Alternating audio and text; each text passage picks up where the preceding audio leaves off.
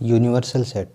Universal set क्या होता है, देखिए अभी स्टार्ट करें। यूनिवर्सल सेट, तो यूनिवर्सल सेट होता है एक superset. Each of given set, यानी it is a superset each of given set, such a set is called the universal set. Universal set को यू से denote करते हैं और ये सुपर सेट होता है, यानी सारे सेट इसके अंदर इंक्लूड होते हैं और वो यूनिवर्सल सेट होता है। जैसे हम एग्जांपल ले रहे हैं, इफ़ ए के अंदर एलिमेंट है 1 2 3 एक सेट है, और बी सेट है जिसमें 2 4 5 6 है, और सी सेट है जिसके अंदर 1 3 5 7 है। तो ये तीनों इंक्लूड होंगे किसमें, यूनिवर्सल में। तो यूनिवर्सल क्या बनेगा, 1 2 3 4 5 6 7, ये तीनों के तीनों इसके अंदर इंक्लूड होंगे। ये यूनिवर्सल को हम सुपर सेट कहते हैं।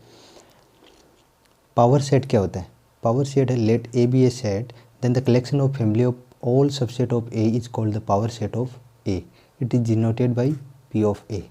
पावर सेट देखो क्या है, कलेक्शन और family of all subset of set A. देखो कोई सेट ए है जिसमें अगर मान लो 2 एलिमेंट है 1 और 2, तो उसके सबसेट कितने बनेंगे, इसके जितने भी सबसेट बनेंगे वो सारे सबसेट का जो कलेक्शन होगा उसको हम क्या बोलेंगे, पावर सेट बोलेंगे। सबसेट का कलेक्शन से पावर सेट बनता है। जैसे एग्जांपल ले रहे हैं, लेट ए एक सेट है जिसमें 1 2 3 3 एलिमेंट है, तो इसके सबसेट क्या क्या हो जाएंगे, एम्प्टी हो जाएगा जो नल सेट है, 1 2 3 और 1 2 1 3 2 3 और 1 2 3, ये सारे इसके सबसेट हैं, यानी सेट ए के सबसेट हैं ये सारे। और तो पावर सेट क्या बन जाएगा, पावर सेट इक्वल टू हो जाएगा, कर्ली ब्रेसेस के अंदर लिखना है और सारे जो सबसेट हैं उनको लिखेंगे। और सबसेट कितने होते हैं, नंबर ऑफ एलिमेंट कितने हो जाते हैं इसके अंदर नंबर ऑफ एलिमेंट हो जाएंगे 2 टू पावर n। कैसे निकालेंगे देखो, तो पावर सेट पता चल गया आपको। पावर सेट के बाद क्या हो जाएगा, if A is a finite set having n element, finite set having n element, then p of a has 2 to power n element. 2 to power n का मीनिंग हो जाएगा number of element in set A, number of element in set A set में जितने भी element हैं वो n की value है, और 2 टू पावर n करेंगे तो आ जाएगा number of element in power set. Subset की वैल्यू भी ऐसे ही निकालते हैं, कितने सबसेट कितने बनेंगे किसी सेट के, तो उसके लिए भी 2 टू पावर n का फॉर्मूला अप्लाई करते हैं। तो इसे पावर सेट निकालना है। आगे एक क्वेश्चन है, write the following subset of R as interval. अब इनको इंटरवल में कैसे लिखेंगे, देखिए फर्स्ट को हम इंटरवल में ऐसे लिखेंगे, क्या बोला कि x such that x belongs to r -4 less than x less than equal to 6। तो इसमें -4 इंक्लूड नहीं है, यानी x के इक्वल नहीं है वैल्यू, तो इसको तो क्या करेंगे, स्मॉल ब्रैकेट से ओपन करेंगे, कॉमा 6 यहाँ पे इंक्लूड है तो ये स्क्वायर ब्रैकेट होगा, स्क्वायर और स्मॉल ये हो जाएगा। इसका मीनिंग ये होगा कि यहाँ से क्या है, ओपन इंटरवल आ रहा है लेकिन यहाँ से क्लोज है, तो ओपन क्लोज हो गई, ओपन क्लोज इंटरवल। इस तरह से लिखेंगे इंटरवल में, यहाँ पे लिखा जाएगा x बिलोंग्स टू। अगला जो सेकंड है, सेकंड को इंटरवल में ऐसे लिखा जाएगा, x such that x belongs to r -12 less than x less than -10, ये हो जाएगा -12, यानी x की वैल्यू -12 के इक्वल नहीं है तो स्मॉल ब्रैकेट ओपन करो, कॉमा -10 के इक्वल भी नहीं है तो ये क्लोज हो जाएगा, तो -12 कोमा -10 ये आएगा। थर्ड के अंदर x such that x belongs to r 0 less than equal to x less than 7, तो ये हो जाएगा x बिलोंग्स टू 0 के इक्वल है x की वैल्यू तो स्क्वायर ब्रैकेट आएगा, कोमा 7 के इक्वल नहीं हो सकती तो स्मॉल ब्रैकेट से क्लोज कर दो। फोर्थ में क्या आएगा, x such that x belongs to r 3 less than equal to x less than equal to 4, तो x belongs to square bracket आएगा 3 कोमा 4, यानी इक्वल टू आ रहा है, लेस देन इक्वल टू, तो 3 और 4 दोनों एंड पॉइंट इंक्लूड होंगे। इस तरह से इंटरवल में लिखा जाएगा। Open interval, close interval, open close, उस पर डिपेंड है क्वेश्चन। अब इस तरह से जो सेट को लिखा जाता है, यानी ये फॉर्म जो लिखी हुई है इसको बोलते हैं सेट बिल्डर फॉर्म, यानी इंटरवल की भी सेट बिल्डर फॉर्म है, ये सेट बिल्डर फॉर्म है। और ये जो इंटरवल है इसको बोलते हैं रोस्टर फॉर्म, ये इंटरवल की जो फॉर्म है इसको बोलते हैं रोस्टर फॉर्म। अगला क्वेश्चन है, write the following interval in the set builder form, इनको सेट बिल्डर में लिखेंगे। तो फर्स्ट को सेट बिल्डर में कैसे लिखेंगे, -7 और 10 है, तो यहाँ पर ये हो जाएगा x सच दैट, अब x belongs to r comma फिर -7, क्योंकि देखो ओपन इंटरवल है इसलिए x के इक्वल नहीं होगा -7, तब लेस देन का साइन यूज करेंगे, x आएगा, 0 भी इंक्लूड नहीं है क्योंकि ओपन इंटरवल है, तो ये जाएगा 0 और बीच में आएगा लेस देन का साइन, और ये कर्ली ब्रेसेस क्लॉज, इस तरह से लिखा जाएगा। सेकंड को कैसे लिखेंगे, सेकंड में दोनों, तो ये क्या है, कौन सा इंटरवल यूज़ हो रहा है इसमें, क्लोज इंटरवल यूज़ हो रहा है, तो क्लोज इंटरवल वाले को ऐसे लिखेंगे x such that x belongs to r comma 6 less than equal to x less than equal to 12, equal to इसलिए आएगा क्योंकि क्लोज इंटरवल था, एंड पॉइंट भी इंक्लूड है, यानी x की वैल्यू है एंड पॉइंट भी। थर्ड वाला करेंगे, थर्ड टॉपिक में क्या है, यानी थर्ड पार्ट में क्या है, थर्ड में ओपन क्लोज है।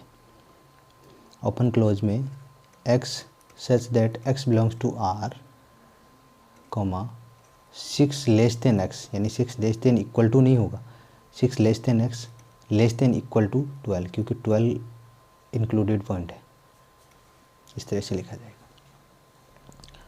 फोर्थ जो है उसमें x such that x belongs to r -20, इसको हटा देते हैं,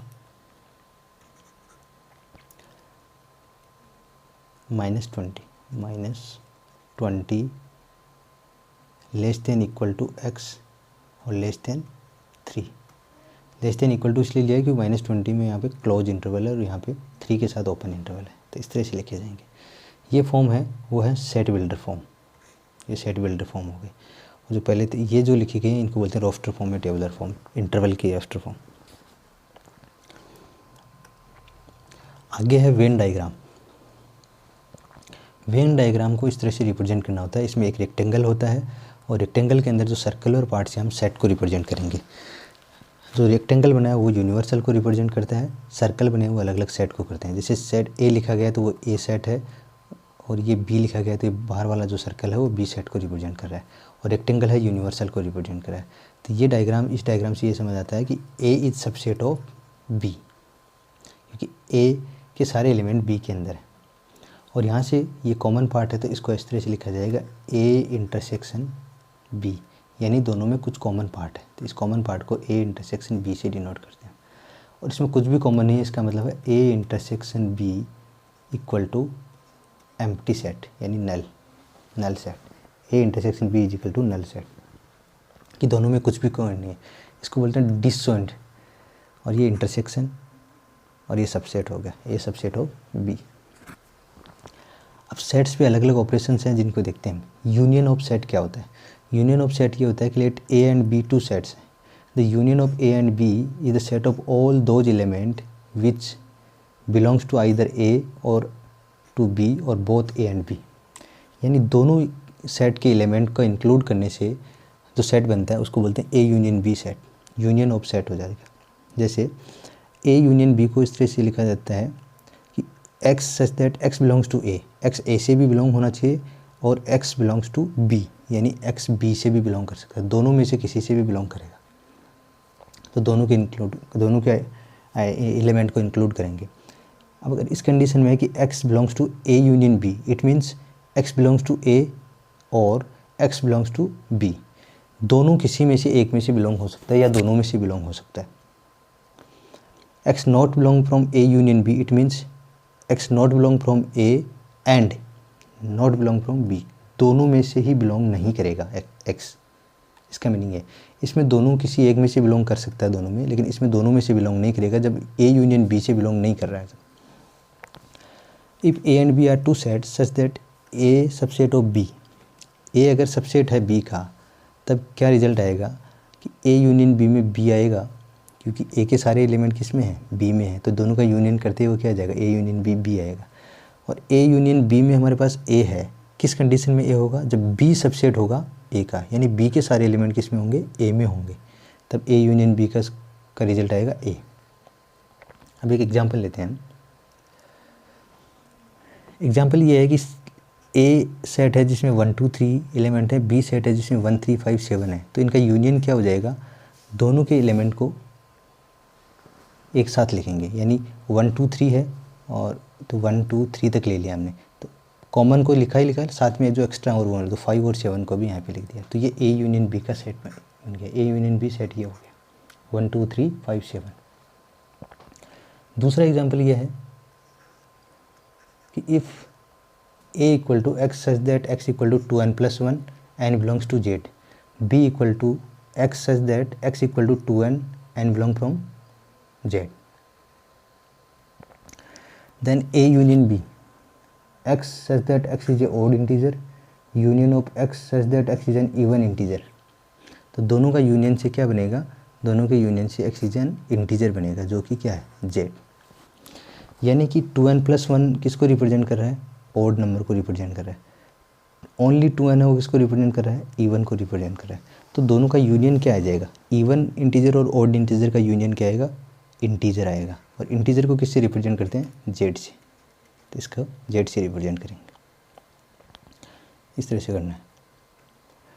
अब इंटरसेक्शन ऑफ सेट्स क्या होता है, इंटरसेक्शन ऑफ सेट में let A and B be two set, the intersection of A and B set of all those elements that belongs to both A and B. यानी intersection का meaning होता है दोनों set में common part. तो दोनों में कॉमन पार्ट यहाँ पर ये है जो डार्क साइड वाला है, ये दोनों का कॉमन पार्ट है, ये दोनों का कॉमन है। तो the intersection of A and B is denoted by A intersection B. इसको रीड करेंगे ए इंटरसेक्शन बी से। ए इंटरसेक्शन बी का मीनिंग है कि कोई भी एलिमेंट है वो दोनों से बिलोंग होना चाहिए, दोनों सेट से बिलोंग होना चाहिए, तभी वो इंटरसेक्शन में आएगा। जैसे एग्जांपल ले रहे हैं हम, A and B are two sets, A intersection B equal to A है। अगर इन दोनों की कंडीशन में A intersection B equal to A है, कब है ये, जब A is subset of B, यानी ए के सारे एलिमेंट बी में हैं, तो दोनों का कॉमन पार्ट क्या आ जाएगा, दोनों का कॉमन पार्ट ए आएगा। और ए इज सबसेट ऑफ बी है, और तो दोनों का यूनियन क्या आएगा, दोनों का यूनियन आएगा बी, इसलिए इंटरसेक्शन में ए आएगा। अब यहाँ पर ए इंटरसेक्शन बी में बी कब आएगा, जब बी इज सबसेट ऑफ ए, तभी तो दोनों का कॉमन पार्ट क्या आएगा, बी आएगा, सेट बी आएगा। अब ये एग्जांपल है जिसमें ए सेट है जिसमें 1 2 3 4 5 एलिमेंट है, बी सेट है जिसमें 1 3 9 12 एलिमेंट है। तो दोनों का इंटरसेक्शन करेंगे तो दोनों का कॉमन एलिमेंट आएंगे। कॉमन में इसमें 1 है, कॉमन है तो 1 को नहीं लेंगे, हाँ 1 लेंगे क्योंकि कॉमन है। दूसरी बात, फिर इसमें 3 कॉमन है तो इसमें से 3 ले लो, बाकी कॉमन नहीं है। तो ए इंटरसेक्शन बी में कॉमन एलिमेंट लेते हैं, तो ए इंटरसेक्शन बी में 1 3 ये सेट आएगा। तो इंटरसेक्शन का मतलब कॉमन, दोनों में कॉमन क्या है, 2 सेट हैं तो दोनों में कॉमन क्या है, 3 सेट है तो तीनों में कॉमन क्या है, वो इंटरसेक्शन हो जाएगा। डिसजॉइंट सेट क्या होता है, डिसजॉइंट सेट ये होता है जिसमें दोनों में ही कुछ कॉमन नहीं हो, दोनों सेट में, जैसे 2 सेट दे रखे A and B, set to be disjoint. Disjoint का मतलब डिसजॉइंट की वैल्यू क्या हो, नल सेट हो, यानी एम्प्टी हो। A intersection B equal to null set हो तो वो डिसजॉइंट सेट है। डिसजॉइंट सेट का वेन डायग्राम ये बनता है कि दोनों में कुछ भी कॉमन नहीं है, दोनों अलग अलग सेट है। और अगर इंटरसेक्शन की वैल्यू नल सेट के इक्वल नहीं आती है, तब वो क्या होते हैं, या तो इंटरसेक्टिंग सेट होते हैं या फिर वो क्या होते हैं, ओवरलैपिंग सेट होते हैं। इंटरसेक्टिंग तो इस कंडीशन में इस तरह से डायग्राम बनेगा, ओवरलैपिंग का मतलब हो जाएगा सेट ए है सेट बी है, इस तरह से ओवरलैप हो जाएंगे, उसको ओवरलैपिंग सेट बोलेंगे।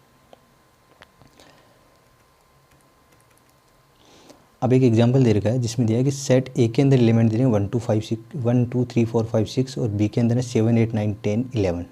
अब दोनों में A and B are disjoint set. क्यों है डिसजॉइंट, कि दोनों में कुछ भी कॉमन नहीं है, तो A and B equal to है डिसजॉइंट यानी नल सेट। ये दोनों डिसजॉइंट सेट है क्योंकि दोनों में कुछ कॉमन है। 1 2 लेकर 6 तक वैल्यू यहाँ है और 7 से लेकर 11 तक दोनों में कॉमन कुछ है ही नहीं, इसलिए ये डिसजॉइंट सेट में आएंगे। आगे दे रखा डिफरेंस ऑफ सेट्स।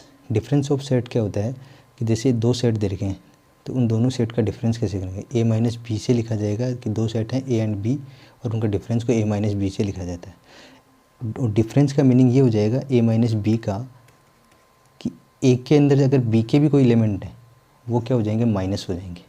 यानी ए और बी के जो दोनों कॉमन एलिमेंट है वो ए में से बाहर कर दोगे तो वो ए माइनस बी का सेट आ जाएगा। अब इसमें इसको कैसे लिखा जाता है सेट बिल्डर फॉर्म में, x such that x belong to A but not belong from B. X A से तो बिलोंग कर सकता है लेकिन बी से बिलोंग नहीं करेगा। तो इसको इस तरह से भी लिख सकते हैं, x belong from A, x not belong from B. और अगर इस कंडीशन में है एक्स बिलोंग करता है ए माइनस बी से, तो एक्स बिलोंग करेगा ए से बट नॉट बिलोंग करेगा बी से, बी से बिलोंग नहीं करेगा।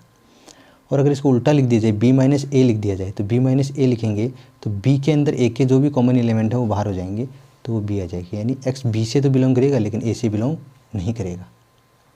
जैसे एक एग्जांपल लेते हैं, ए में दे देंगे 2 3 4 5 6 7 एलिमेंट 7 तक, और बी के अंदर है 3 5 7 9 11 13। तो अब ए माइनस बी का रिजल्ट लिखना है। तो ए माइनस बी के लिए ए में से बी वाले सारे एलिमेंट हटा दो, यानी एक तो 3 है, एक 7 है, 3 और 7 को हटा दिया, फिर 5 भी है, 5 भी हटा दिया, यानी 6 नहीं है, तो 2 और 6 बचे। तो ए माइनस बी का रिजल्ट में क्या हो जाएगा, 2 6, अच्छा एक 4 भी है, हाँ ये देखो ये 4 है, 2 है और 6, तो ए माइनस बी में क्या आ जाएंगे 2 4 6, ये सेट होगा। और बी माइनस ए लिखेंगे तो बी के अंदर से ए के एलिमेंट सारे माइनस कर दो। तो ए के एलिमेंट क्या है 3 5 और 7, तो ये बचेंगे 9 11 और 13। तो बी माइनस ए में आ जाएंगे एलिमेंट 9 11 13, ये बी माइनस ए हो जाएगा। तो डिफरेंस ऑफ सेट इस तरह से निकालते हैं। और डिफरेंस ऑफ सेट में इनका वेन डायग्राम इस तरह से बनता है, यानी ए सेट था, तो ए सेट में से जो दोनों का कॉमन वाला पार्ट था वो भी हमने माइनस कर दिया, तो इतना वाला जो डार्क पार्ट है शेडेड रीजन है वो ए माइनस बी को रिप्रेजेंट करता है। और इसमें ये बी माइनस ए को रिप्रेजेंट करता है, क्योंकि यहाँ पे दोनों का कॉमन पार्ट था वो ए वाला पार्ट हमने हटा दिया, तो ये बी माइनस ए को रिप्रेजेंट कर रहा है। आगे है सिमेट्रिक डिफरेंस। सिमेट्रिक डिफरेंस क्या होता है, सिमेट्रिक डिफरेंस होता है जब दो सेट का डिफरेंस करेंगे, ए माइनस बी और बी माइनस ए दोनों के डिफरेंस का यूनियन होता है, उसको हम सिमेट्रिक डिफरेंस बोलते हैं। ये सिमेट्रिक डिफरेंस है। और सिमेट्रिक डिफरेंस का जो सिंबल है वो होता है ट्राइंगल का। A is symmetric difference with B, ये सिमेट्रिक डिफरेंस का साइन है। और ये इसकी पूरी डेफिनेशन ये होगी, A symmetric difference with B equal to हो जाएगा A minus B union B minus A. इसमें क्या होता है, x such that x belong from x not belong from A intersection B, यानी ए इंटरसेक्शन बी से एक्स बिलोंग नहीं करेगा, तो मतलब बाकी एक्स बिलोंग करेगा। अब देखो यहाँ से ये इसका वेन डायग्राम है, इसमें ये हो गया ए माइनस बी और ये है बी माइनस ए, तो इन दोनों पार्ट का यूनियन सिमेट्रिक डिफरेंस है। लाइव एग्जांपल लेते हैं एक, इसमें एक सेट है जिसमें 1 2 3 4 5 6 7 8 तक एलिमेंट दे रखे हैं। बी एक सेट है जिसमें 1 3 5 6 7 8 9 एलिमेंट दे रखे हैं। अब ए माइनस बी करेंगे तो ए में से वो एलिमेंट बाहर हो जाएंगे जो बी के अंदर है, तो ए के अंदर से बाहर हो जाएंगे, तो ये बचेंगे 2 4, क्योंकि बाकी सारे ए में हैं, ये सारे हट जाएंगे क्योंकि ये सारे ए में है, ये बी में भी है। तो ए माइनस बी करते ही ए में से हट गया, तो 2 4 आ गया। अब बी माइनस ए करते हैं तो बी में से ए हटाएंगे तो ओनली बचेगा कितना 9 बचेगा, और बाकी सारे कैंसिल हो जाएंगे, तो बी माइनस ए में आ गया 9। अब सिमेट्रिक डिफरेंस करेंगे, ए सिमेट्रिक डिफरेंस विद बी करेंगे तब कितना होगा, यहाँ से कितने एलिमेंट है 2 4 और यहाँ से आ गया 9, तो 2 4 9 ये सेट बनेगा। ये सिमेट्रिक डिफरेंस सेट हो गया, symmetric difference of A and B equal to 2 4 9। अगला पॉइंट हमारा ये है कॉम्प्लीमेंट ऑफ ए सेट। किसी सेट का कॉम्प्लीमेंट क्या होता है, कॉम्प्लीमेंट ये होता है जैसे मान लो एक सेट ए है, उसका कॉम्प्लीमेंट निकालना है, तो यूनियन में से उस सेट को माइनस कर देंगे तो वो क्या आ जाएगा, कॉम्प्लीमेंट आ जाएगा, तो ए कॉम्प्लीमेंट आ जाएगा। कॉम्प्लीमेंट को इस तरह से भी डिनोट करते हैं, ए टू पावर सी या ए डैश भी से भी करते हैं, ये कॉम्प्लीमेंट का सिंबल है। और इसको यू माइनस ए भी लिखा जा सकता है, यानी कोई सेट ए है तो इसको यू माइनस ए लिख दो, सेट बी है तो इसका बी का कॉम्प्लीमेंट यू माइनस बी लिखा जा सकता है। इसका वेन डायग्राम इस तरह से होता है, ये जो डार्क पार्ट है वो है कॉम्प्लीमेंट, ए कॉम्प्लीमेंट, ये सेट ए है जो सर्कल के अंदर है, तो बाहर वाला जो हो जाएगा वो u माइनस ए हो जाएगा। ए कॉम्प्लीमेंट है तो इसको u माइनस ए लिख सकते हैं, यानी यूनियन में से ए सेट को माइनस कर दिया तो बचा हुआ पार्ट वो शेडेड रीजन आ जाएगा। और शेडेड रीजन क्या है? Complement of A.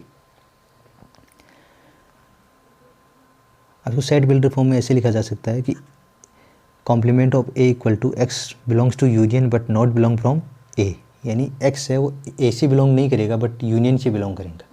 It means u minus A से बिलोंग करेगा। जैसे एग्जांपल लेते हैं हम एक यूनियन एक सेट दे रखा है जिसमें 1 से लेकर 9 तक वैल्यू है, 1 2 3 4 5 6 7 8 9, और एक सेट ए है जिसमें 1 3 5 7 9 है, यानी ओड नंबर है। तो कॉम्प्लीमेंट में क्या आ जाएगा? इवन नंबर 2 4 6 8, और इसमें क्या थे? Odd number. तो u माइनस ए करेंगे तब भी वही आने वाला है, u minus A equal to A complement.